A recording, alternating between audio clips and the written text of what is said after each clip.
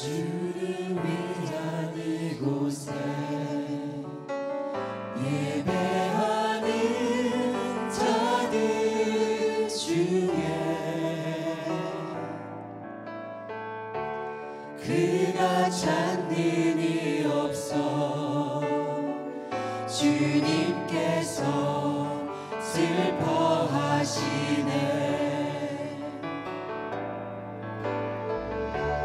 주님이 찾으시는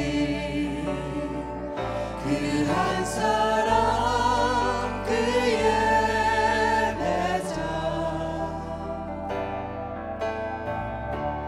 내가 그 사람 되기 간절히 주께 예배하네. 주 은혜로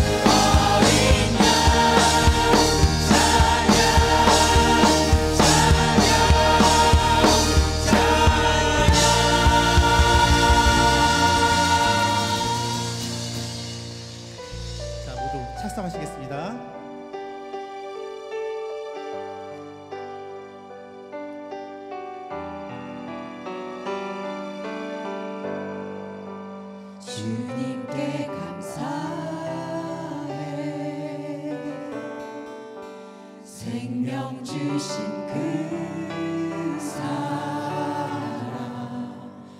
내 부끄러운 죄를 사하시고 놀라운 은혜 주네 주님께 감사해 날 위해 못 박힌 손 주의 보혈로 나를 씻으시고 기쁨에 품으시네 존귀한 어린 양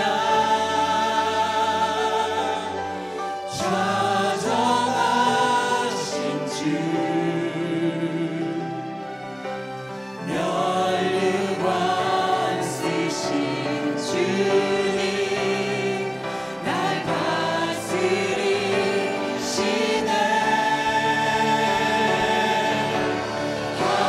하나님 아들 높여 경배해 십자가에 달리신 주님 존귀하신 주 주님께 감사해 생명 주신 그 사랑 내 부끄러운 죄를 사하시고 놀라운 은혜 주네 주님께 감사해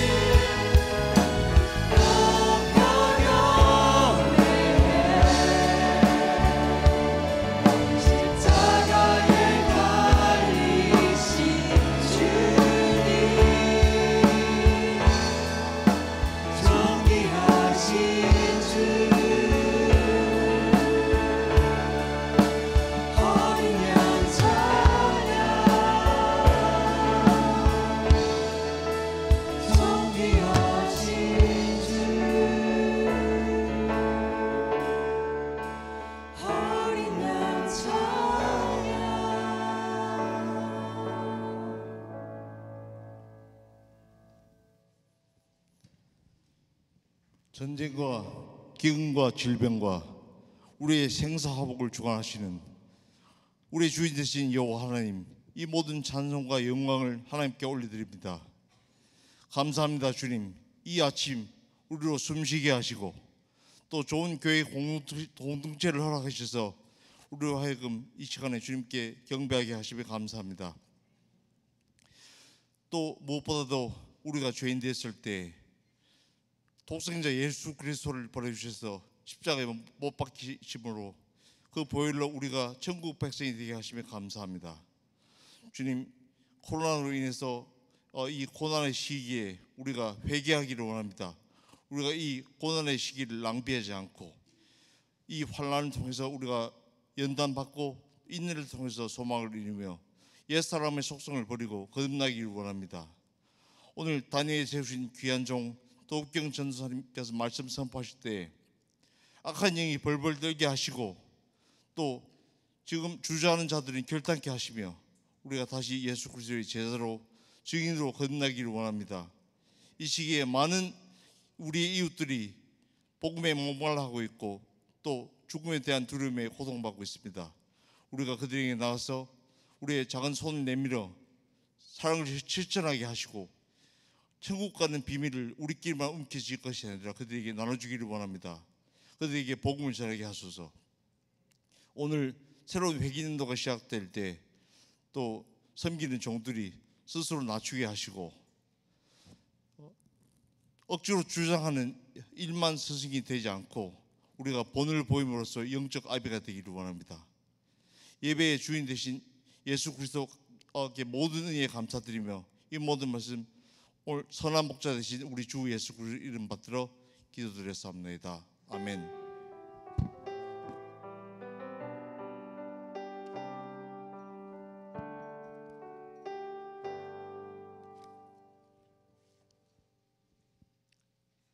오늘 하나님께서 저희들에게 주시는 말씀은 마태복음 14장 22절에서 33절입니다.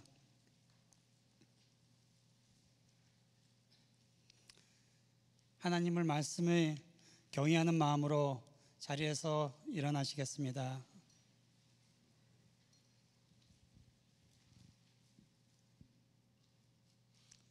한 절씩 교독하시고 마지막 절은 함께 읽겠습니다. 제가 먼저 읽겠습니다. 예수께서 즉시 제자들을 재촉하사 자기가 무리를 보내는 동안에 배를 타고 앞서 건너편으로 가게 하시고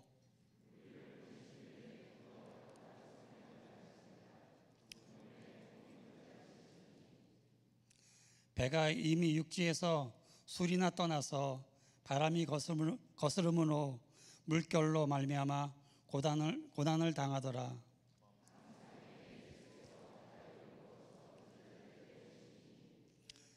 제자들이 그가 바다 위로 걸어오심을 보고 놀라 유령이라 하며 무서워하여 소리 지르거늘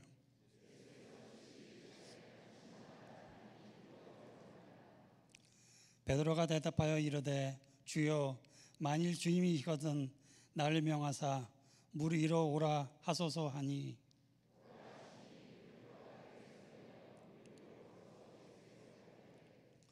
바람을 보고 무서워 빠져가는지라 소리질러 이르되 주여 나를 구원하소서 하니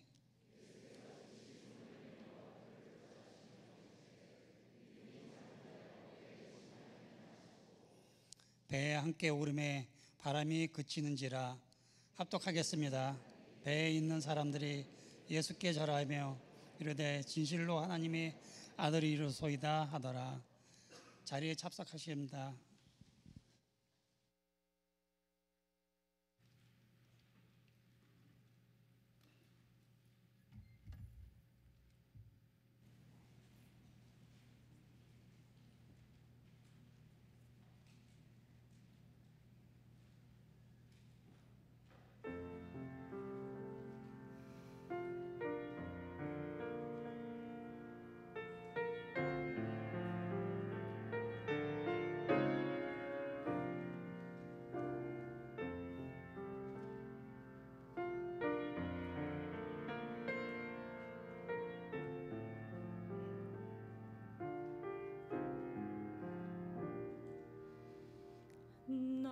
주신 이가 하나님,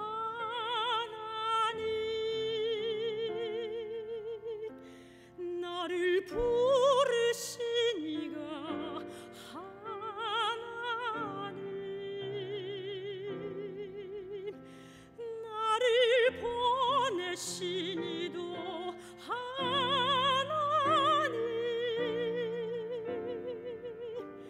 나의 나 된 것은 다 하나님 은혜라. 나의 달려갈 길 다 가도록, 나의 마지막 호흡 다 하도록, 나로 그 십자가 품게 하시니, 나의 나 된 것은 다 하나님 은혜라.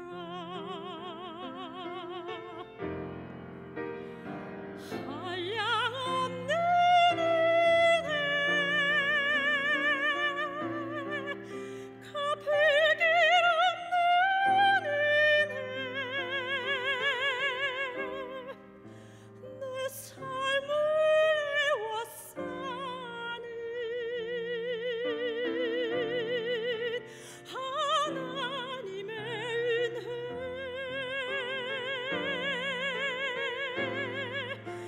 나 주저함 없이 그 땅을 밟는다. 나를 붙드시는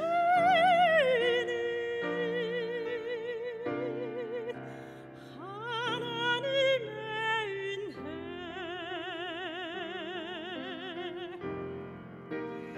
한량없는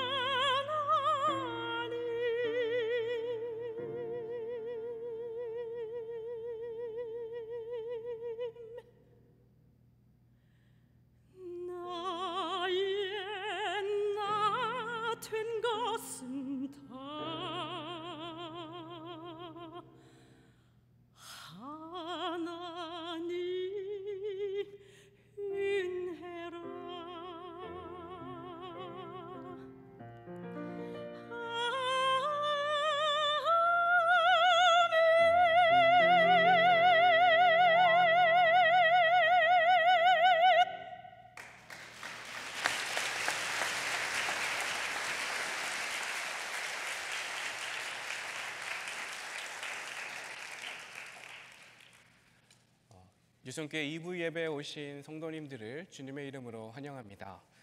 박연아 담임 목사님께서는 오는 주일부터 말씀을 전해주실 예정입니다. 오늘 말씀 전하실 도국경 전사님을 소개하겠습니다. 전사님은 현재 저희 유성교회에서 행정지원 사역으로 섬기고 있습니다. 목사 안수를 준비를 위한 논문 작성과 인터뷰를 통과하고 지금 안수를 앞두고 있습니다.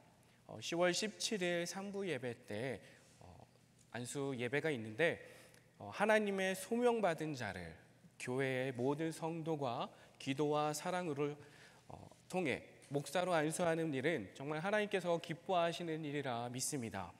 우리 모든 성도님들께서 사랑의 마음으로 또한 기도로 함께 준비해 주시기를 부탁드립니다. 전사님 말씀 전하러 올라오실 때 유성의 큰 박수로 환영하겠습니다.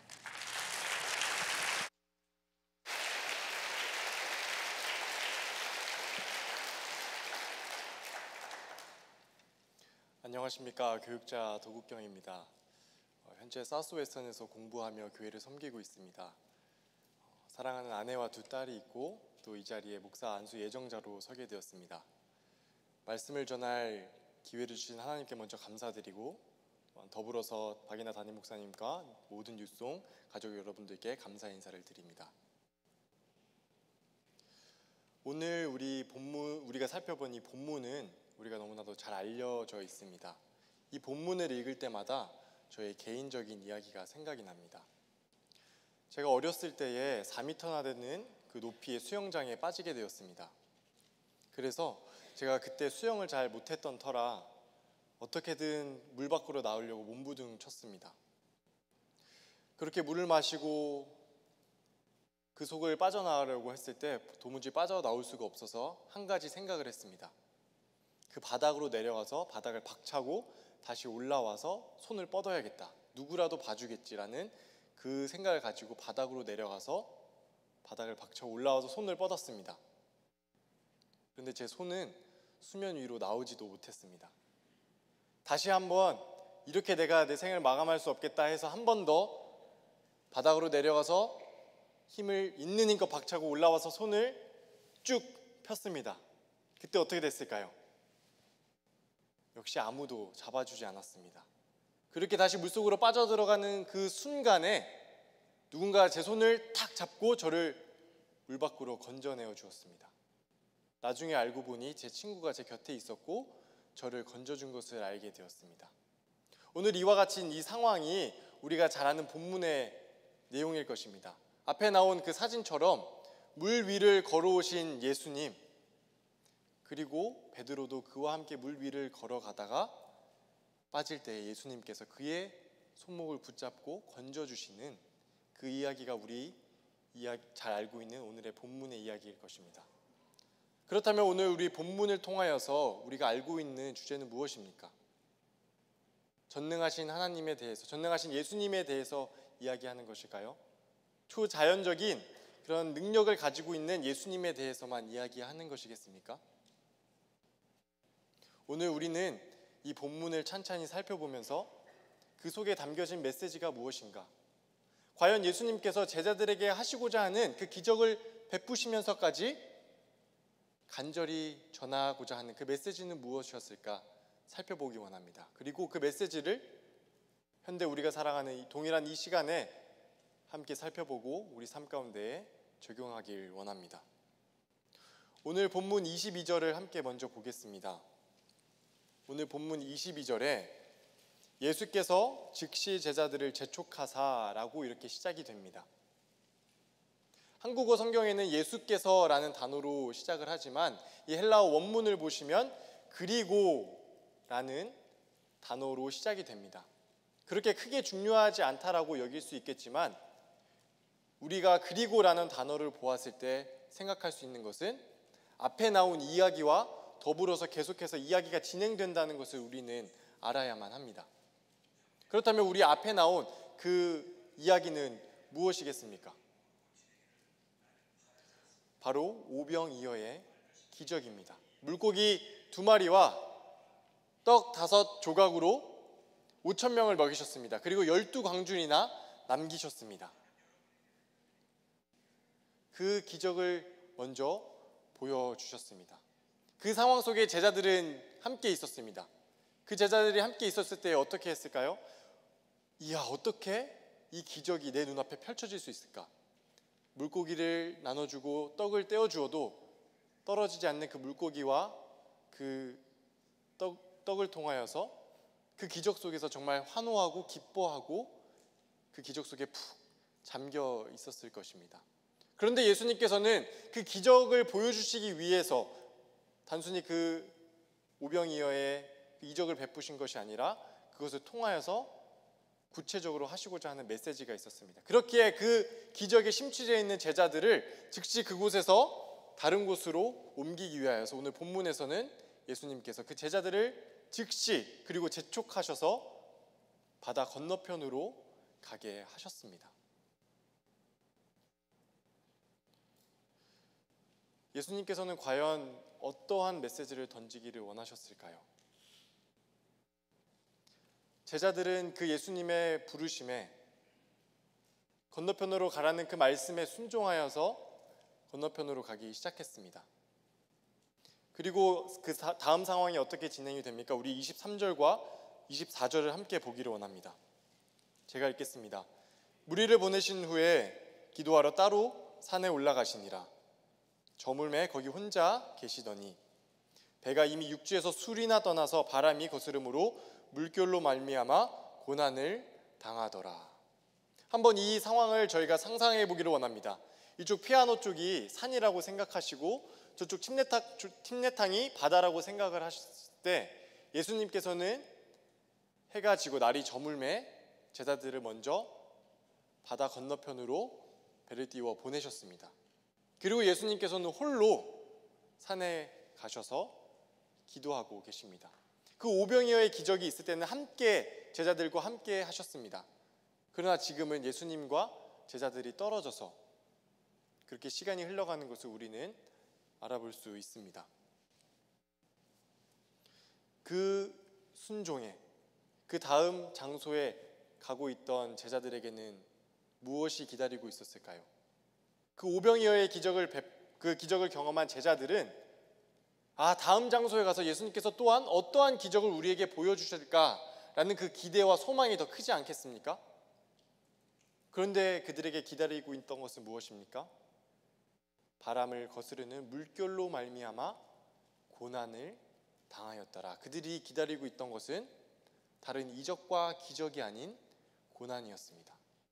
오늘 본문에서는 마태복음의 저자인 마태는 왜 제자들이 고난을 당하였더라라고 그렇게 기록을 하였을까요? 여러분, 우리 삶 속에서 우리는 언제 고난을 당했다라고 여겨지십니까? 오늘 본문을 통하여서 먼저 언제 우리가 고난을 느끼는지, 제자들이 왜 고난 속에 있는지 먼저 살펴보기를 원합니다. 첫 번째로 우리가 고난을 느낄 때는 예상치 못한 상황을 만났을 때입니다.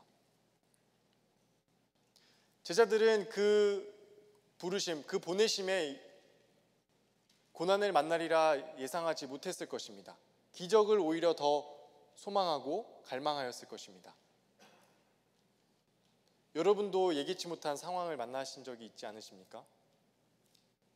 저도 20대 초반에 저의 인생에 있어서 가장 힘든 순간이 있었습니다. 군대를 다녀와서 이제 내가 앞으로 어떠한 직업을 가지고 어떻게 살아나갈 건지 고민을 하고 또한 어떻게 가정을 꾸려나갈 건지 미래에 대한 계획을 세웠습니다.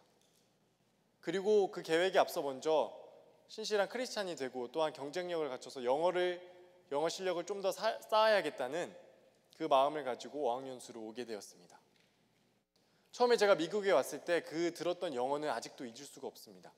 한국에서 배운, 그 학원에서 배운 영어와는 너무나도 달랐습니다.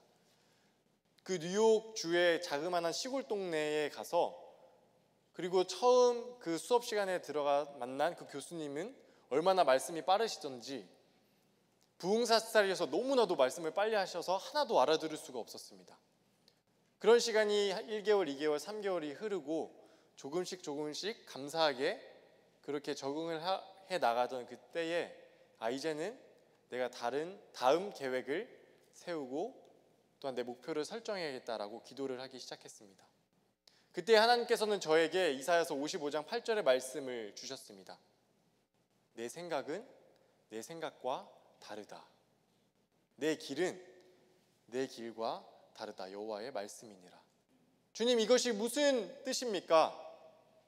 그렇게 기도했을 때에 하나님께서는 상황으로 저에게 에스라서 7장 10절의 말씀을 들려주셨습니다. 에스라가 여호와의 율법을 연구하고 준행하며 그 율례와 규례를 이스라엘 백성에게 가르치기로 결심하였더라. 그 말씀 구절이 저한테 다가왔습니다. 주님, 제가 이곳에 온 이유는 제가 목회자의 길을 가는 것이 아니라 제가 조금 더 신실한 크리스찬이 되고 앞으로 제가 세운 계획대로 잘 가기 위해서 이곳에 온 것입니다. 주님, 목회자의 길은 제가 갈 길이 아닙니다. 그렇게 반응하였을 때 하나님께서는 한 번 더 요한복음 21장의 말씀으로 내가 나를 사랑하느냐?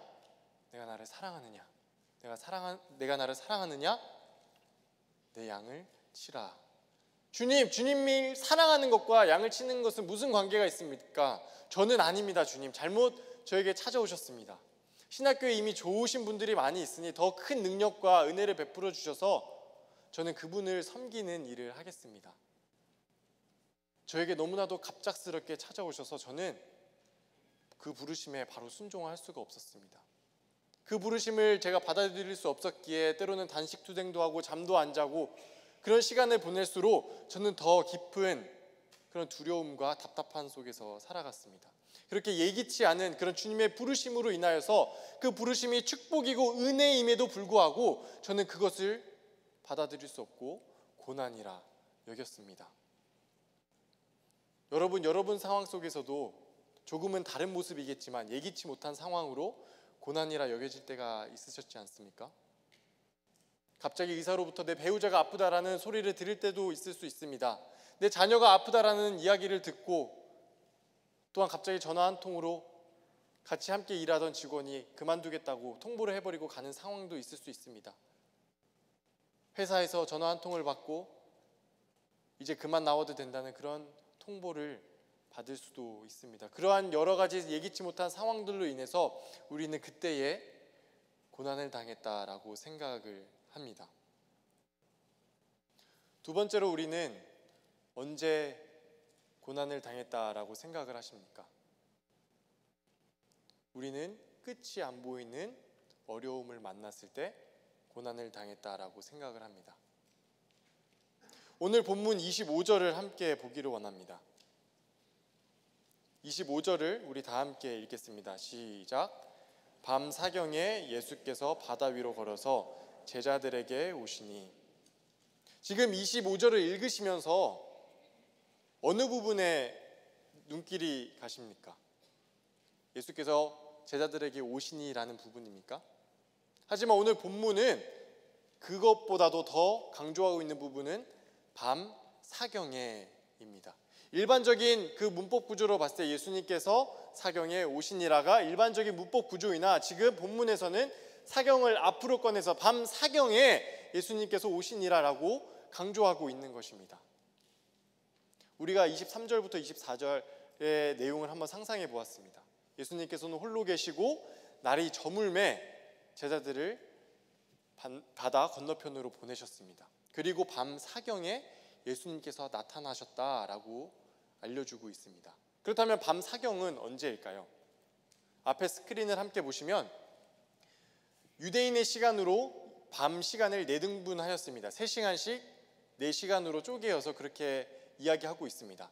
1경은 저녁 6시부터 9시, 2경은 9시부터 12시, 3경은 12시부터 3시. 그렇다면 밤 사경은 언제이겠습니까? 네, 감사합니다. 3시부터 6시까지입니다. 그렇다면 다시 정리해보자면 해가 저물매 제자들은 적어도 8시, 저녁 8시, 9시면 이미 출발을 한 시간입니다. 그리고 그 도착하기 걸리는 시간은 적어도 1시간이면 충분히 도착할 시간입니다. 그런데 예수님께서는 언제 나타나셨습니까? 최소 새벽 3시에 나타나셨습니다. 저녁 8시에 출발했으면 1시간, 2시간이면 도착할 거리를 밤 11시, 12시, 새벽 1시, 2시가 돼도 계속해서 그 풍랑 속에서 고난 속에서 싸우고 있는 제자들의 모습을 우리는 발견할 수가 있습니다. 제자들은 그 1시간, 2시간 흘러가는 그 시간 속에서 이 풍랑이 언제 끝날까? 내가 과연 무사히 건너편으로 갈 수 있을까라는 그런 두려움 속에 휩싸이지 않았겠습니까? 그 끝을 보기를 원했을 것입니다. 하지만 그 끝이 계속해서 흘러가기에 제자들은 고난을 당했다라고 그렇게 저자는 표현한 것입니다. 우리도 이와 동일한 상황이지 않습니까? 정말 이제는 귀에 듣기에도 지겨운 코로나 시대에 살고 있습니다. 우리가 백신이 나오기 전에 그 백신이 나오면 우리는 다시 정상화가 될 거라는 기대와 소망을 가지고 그렇게 이 시간을 기다려왔습니다. 하지만 어떻습니까? 백신이 나와도 계속해서 변이 바이러스로 인해 마스크를 써야 되는 불편함이 있고 사회적 거리를 지켜야 하고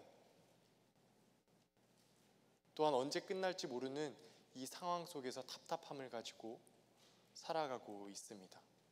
우리가 지금 이 배처럼 배를 타고 건너편은 가는 것은 아니지만 비행기를 탔다라고 그렇게 상상을 해봤을 때 내가 목적지에 1시간이면 도달해야 되는데 계속해서 상공 위에서 6시간, 7시간 그런 목적지가 어딘지도 모르겠고 또한 바다가 보이고 산이 보였다가 난기류를 만나 뚝 떨어졌다 계속해서 그렇게 상공을 날고 있을 때 이 비행기가 언제쯤 도착하는 것인가 그런 두려움에 그렇게 좌석의 손잡이를 붙잡고 우리는 도착하기만을 기다릴 것입니다.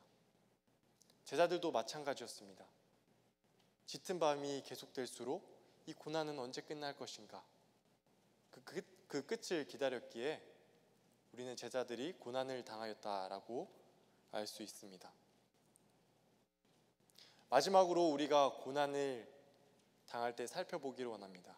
예기치 못한 상황을 만나고 끝이 없는 상황 속에서 우리는 고난이라 여깁니다. 그리고 또한 우리가 기도할 때에 하나님께서 침묵으로 응답하실 때 아무런 응답이 없을 때 우리는 그것을 고난이라고 여깁니다. 헬라어 단어에는 시간을 나타내는 2가지 단어가 있습니다. 첫 번째는 크로노스라는 단어입니다. 이 단어는 객관적인 수치와 지표를 나타냅니다. 현재 시간 10시 38분입니다 라고 말씀드리면 지금 어느 정도 시간이 흘렀구나 라는 그런 감이 생깁니다. 그리고 몇 분의 설교의 시간이 남았다라는 것을 우리가 예측할 수 있습니다.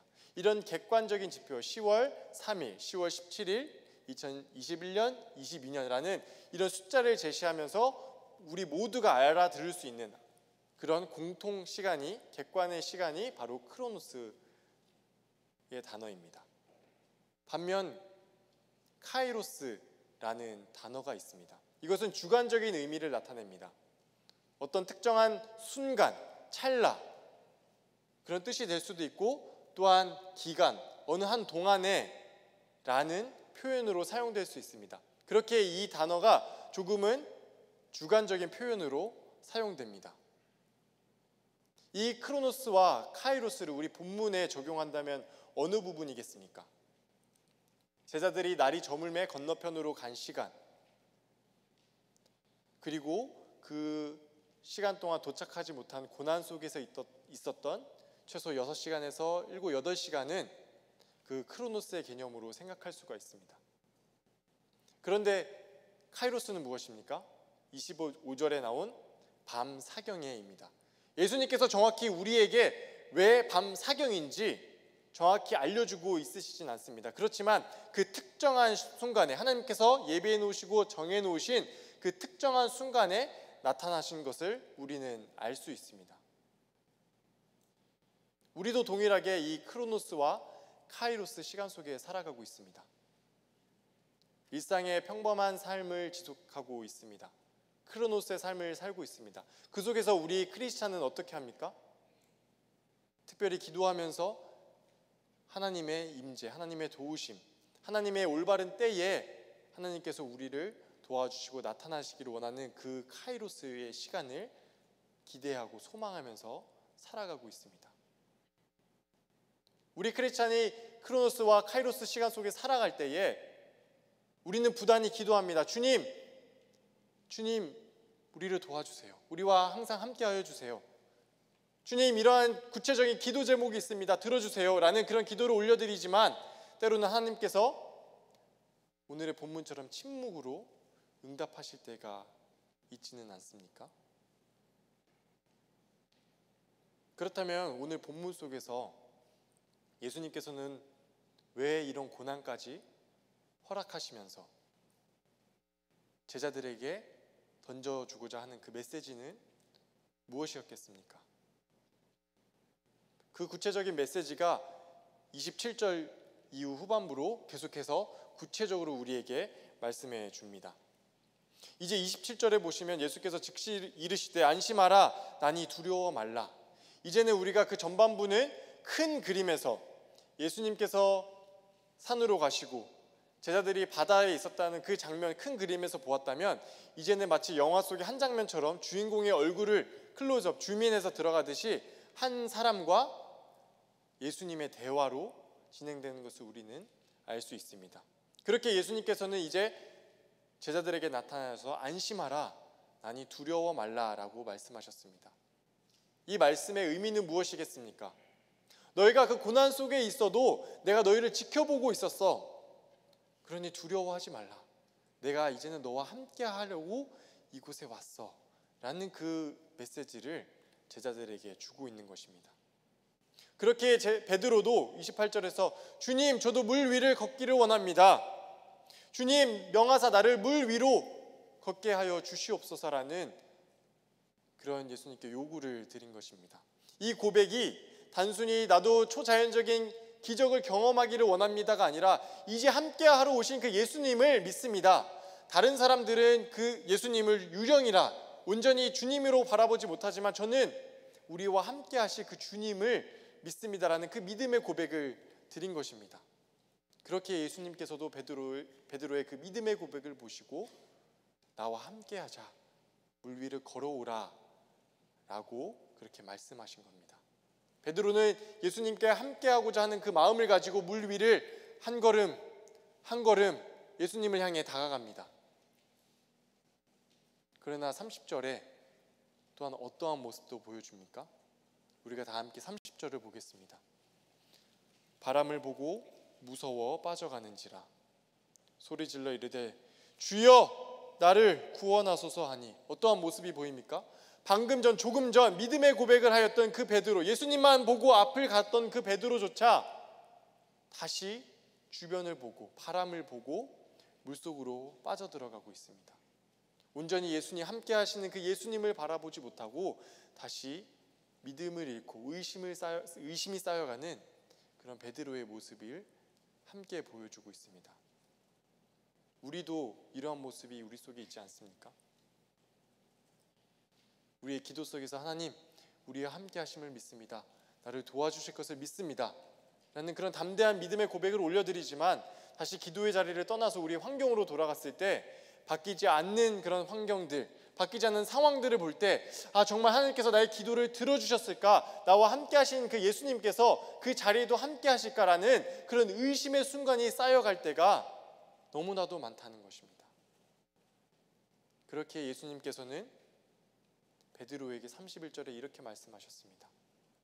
예수께서 이번에는 즉시 손을 내밀어 그를 붙잡으시며 이르시되 믿음이 작은 자여 왜 의심하였느냐 하시고, 여러분 이 31절의 말씀이 예수님께서 베드로에게 한 말씀이 어떻게 들리십니까? 믿음이 작은 자 베드로야, 너 왜 나를 의심하였느냐? 믿음이 그렇게 작아서 어떻게 하겠느냐라는 그 책망으로 들리십니까? 아니면 베드로야, 내가 그 너의 연약함까지도 알아. 그렇기 때문에 괜찮아, 나와 함께하자 라는 그 따스한 음성으로 들리십니까? 때로는 우리 기도 가운데에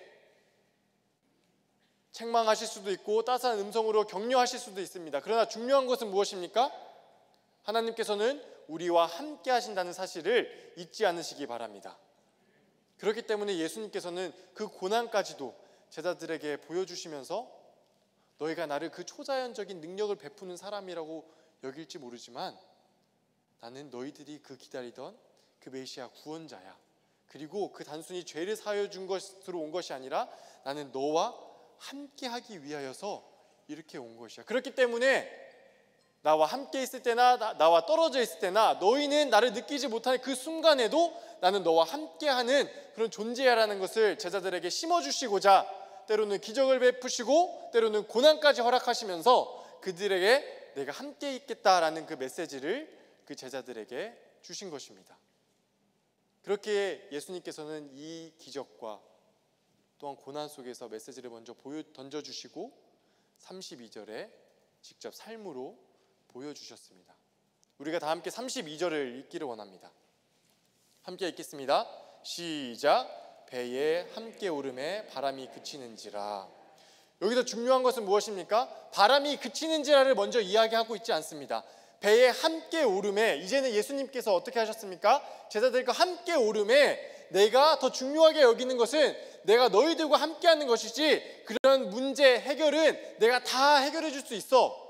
그러나 중요한 것은 무엇이냐면 내가 너희와 함께 있겠다는 것이야. 사랑하는 우리 뉴스원 가족 여러분, 때로는 고난이 너무나도 크게 보일 때가 있습니다.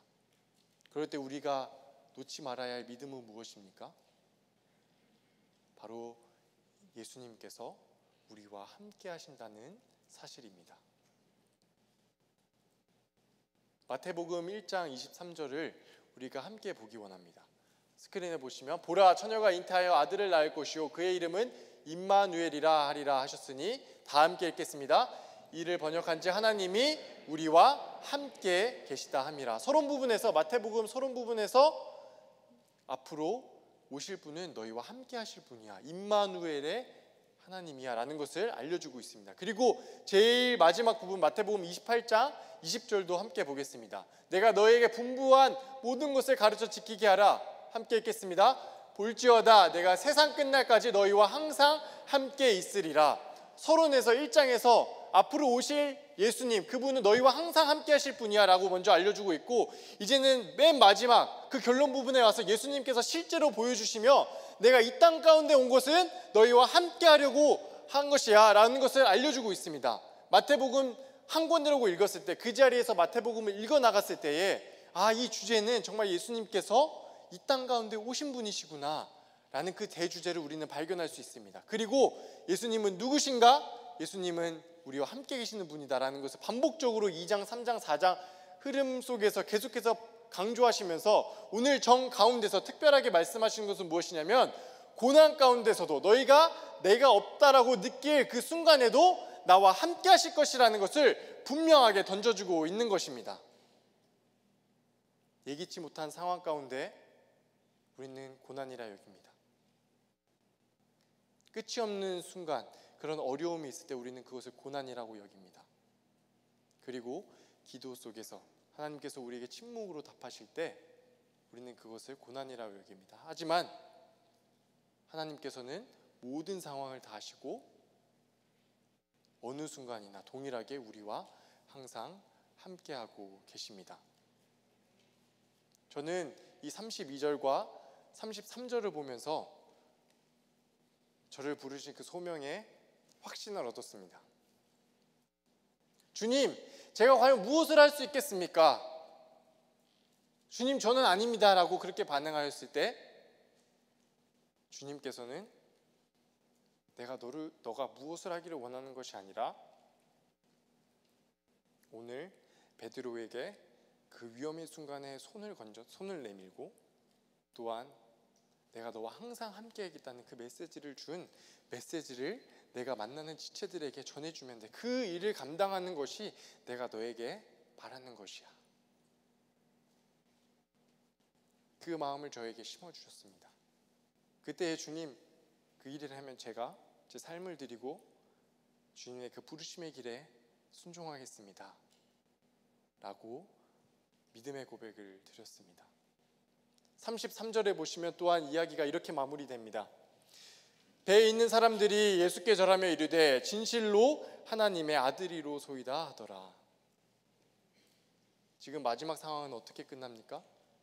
믿음의 고백을 드린 그 베드로와 함께 더불어서 제자들이 예수님과 함께 있는 것뿐만이 아니라 또한 많은 사람들이 그 모습을 보고 진실로 하나님의 아들이다, 임마누엘 하나님, 우리와 함께 계시는 하나님이시구나라는 것을 깨닫는 순간입니다. 마가복음과 요한복음에도 동일한 그런 이야기가 담겨져 있지만 그곳에서는 함께하다라는 단어를 찾아볼 수가 없습니다. 오직 마태복음에서 더욱더 강조하는 것은 이 임마누엘 하나님, 우리와 함께 계시다는 하나님을 우리 오늘날 살아가는 마태복음을 읽은 모든 사람들에게 함께 계시다는 약속의 메시지를 주시고 있는 것입니다. 그리고 또한 이 부르심, 저에게 주신 이 말씀이 저에게만 해당되는 것이 아니라 우리 모두에게 해당될 것이라 믿습니다. 먼저 내가 고난 속에서 믿음이 흔들릴 때에 내가 어떠한 음성에 귀 기울여야 되는가, 어떠한 상황을 봐야 되는가를 제시해주고 있습니다. 주님, 상황이 변하지 않습니다. 그렇지만 내가 붙잡는 것은 하나님이 나와 함께 하심입니다. 아버지 하나님께서 나를 지켜보고 계시고 성자 예수님께서 나를 위해서 우편에서 기도하여 주시고 이제는 보혜사 성령님께서 내주하셔서 나와 동행하여 주시는 그 삼위일체의 하나님을 내가 믿고 하나님이 나와 함께 하심을 믿습니다. 우리가 그 믿음의 고백을 붙잡아야 할 줄로 믿습니다. 그리고 우리가 먼저 이 믿음을 올바르게 가지고 우리 삶을 살아갈 때에 우리의 주위를 둘러보면 고난 속에서 힘들어하는 믿음의 의심이 쌓여가는 지체들이 있습니다. 그럴 때에 다가가서 손 내밀어 주시고 하나님이 함께 하십니다. 우리 함께 고난을 이겨내십니다라고 중보기도해 주는 우리의 믿음의 공동체가 되기를 소망합니다. 그럴 때에 오늘의 33절의 말씀처럼 많은 지체들이 그 모습을 보고 예수님은 누구신가에 대한 궁금증을 가질 때 나도 이제 예수님께 나아가고 싶다, 나도 예수님과 함께하고 싶다라는 그런 마음이 들 줄로 믿습니다. 우리가 이 비전과 꿈을 가지고 이 실천을 가지고 하나님이 보시기에 기뻐하시는 그런 아름다운 공동체를 세워나가시길 저와 여러분이 되길 소망합니다. 기도하겠습니다. 사랑해 주님, 감사합니다. 오늘 말씀을 통하여서 우리는 고난 속에서도 함께 하시는 하나님이라는 주제로 임마누엘의 하나님, 그 예수님께서 이 땅 가운데 오셨다라는 것을 우리는 살펴보았습니다. 우리의 죄를 위하여서, 대속을 위하여서 오신 그분께서 또한 영원히 우리와 함께 하신다는 것을 믿습니다. 예수님은 어제나 오늘이나 내일이나 영원토록 동일하신 분이시기에 우리에게 주신 그 메시지, 너와 함께 하겠다라는 그 메시지 또한 우리에게 약속의 메시지로 주실 줄로 믿습니다. 아버지 하나님, 예기치 못한 상황이 우리에게 찾아옵니다. 끝이 없는 상황을 우리가 살아가고 있습니다. 또한 우리 기도 속에서 주님이 응답하시지 않을 그 순간이 있을 수도 있습니다. 주님, 그런 여러 가지 상황 속에서 우리가 붙잡는 것은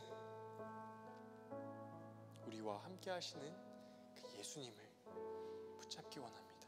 우리의 믿음이 부족하고 의심이 쌓여가고 온전히 예수님이 믿음의 주체이신 예수님을 바라보지 못할 때에도 먼저 다가가서 손 내밀어 주시는 그 예수님의 손길을 다시 한번 베풀어 주시는, 그래서 우리가 다시 한번 예수님의 임재를 경험하는 우리 삶을 될 수 있도록 인도하여 주시옵소서. 예수님의 이름으로 기도하였습니다. 다 함께 일어나셔서 마지막 찬양하겠습니다.